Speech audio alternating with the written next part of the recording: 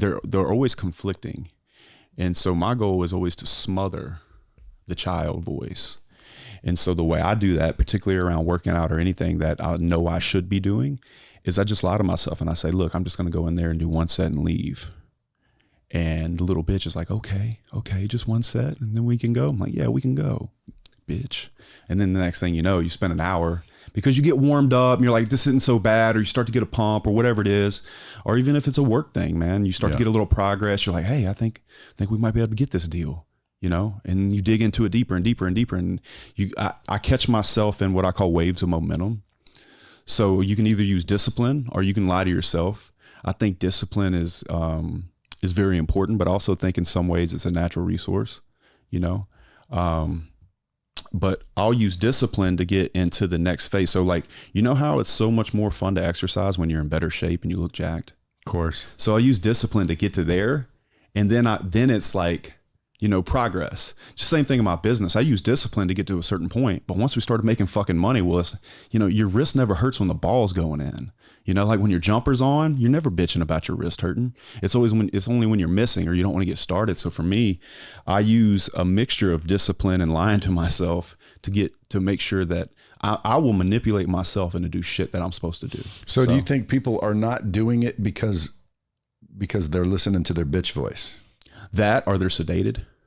What about they're worried about what everybody else thinks? I can tell you, man, in my life, that was one of the biggest challenges. I grew like growing up in the South, especially like where I am now. In fact, in some ways, I think I've been overcorrecting, making sure people know I don't give a fuck what they think. But I think that most oftentimes suppression is wrapped in love. So if you want to go do something big with your life, let's say, it's going to be the people close to you that are threatened by you wanting to do something bigger with your life that are going to come to you and suppress you with, I'm worried about you. Don't you think you just want to get a normal job? Don't you want to just settle down? Don't you think you want to just do this over here? That's risky out there. Well, the truth is the risk is really in the inaction, right? Like, I can't imagine my life if I was putting on a fire retarded suit today and walking into Exxon. Isn't that more risky than the risk I took to be able to sit in front of you? Well, sure. I'd say so. Yeah, but people are afraid for some reason of other people's opinion, which I don't get at all. I keep telling people, like, if people would just literally forget that other people existed. I'm not talking about being a rude dick. I'm talking about just not caring what other people think. Yeah. Everybody would take more risk. Everybody would fall more often and stand up and go again. And everybody would win. So I walk around, especially on my content, I try to get people to, number one, raise their self-worth. Because I think if you raise your self-worth, your net worth follows.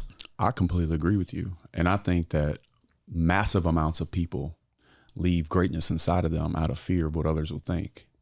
And I did that for a very long time. It took me a while to get to the point where I would put myself out there, all out of fear of what people think. So I completely resonate with people that feel that way. But what I'll tell you is, once you do it, you realize that number one, people don't care about you as much as you think they do. And then number two, it's almost, that's a bomb, folks. Better listen up. People need to understand that. Like people don't care about you as much as you think they do. Yeah, it's very true. Nor do people need you as much as you think you do. Right. You think they do. Right. And nor do you need them.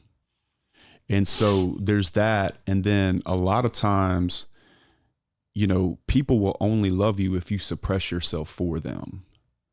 For example, I always get picked on in Louisiana for ordering healthy food or being in a certain amount of shape. It's almost like it's a reverse of fat shaming.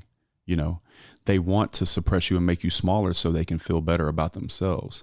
And if you realize that you're getting manipulated in that way, it starts to become very easy to take control of your own life, because they're going to love you until you do something great enough that they're going to now become uncomfortable and have to look back at their selves and the decisions that they made and be uncomfortable with themselves. And the only way they can fight that is to suppress you, because now they have to use you as a frame of reference from coming from the same place. And I think that's why suppression always gets wrapped in love, is people act like they care about you or they tell you you've changed. Well, fucking, I hope I've changed. I hope I'm changing every day, because that's where all the happiness is. You know, it's always climbing the mountain, not getting to the top, right? Well, I like both, but I haven't found the top yet. Well, you can't, because the thing is that if you get to the top of the mountain and you don't have a bigger mountain to climb, more consciousness, because I think success is like a two-way thing. It's climbing up the mountain and it's looking for other mountains to climb. Because if you get to the top, all you can do is self-sabotage back down. You know, that like that fire in you that gets excited. I think that's probably the most dangerous thing to lose. Yeah, I would agree. Even having something to go after. Right. That you're fired up about, that's bigger than you. Yeah, just the other day I was talking about, like, I need to find something that gets me freaking fired up again. Almost like when you're, you know, on a team and you're going to play another team and it's the championship, or, you know, you got to win, that feeling. Right. I kind of don't have that with anything right now. I got big visions, and, you know, right. I'm motivated, don't get me wrong, but I don't have anything that like keeps me awake at night. Yeah. But it might be just because, you know, I've been killing it for a while. Well, yeah. So I think that's the hardest thing for a guy like you. It's easier for me right now because I'm just coming to the space where I get to like try to let people get to know who I am. So that's very exciting to me. But I remember previous to that, I was sitting in my house putting dress shoes on to go to my construction company. I'm like looking out the back glass in my pool in the bamboo, and I'm like, man, it's a long way from the trailer park, right?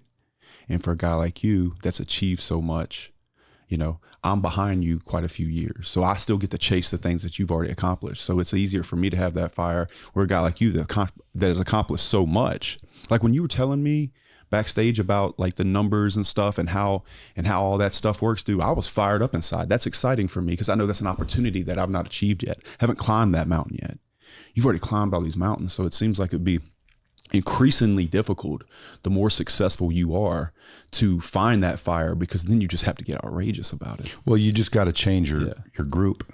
Yeah. Like you got your atmosphere. Well, you got to constantly change who you're hanging around. Yeah. If ever you're around a group of guys, even with like you and the what's, I don't know what you call that group that you guys. Oh yeah. The friendship circle. The friendship circle. Me and Andrew and Tristan and Sterling.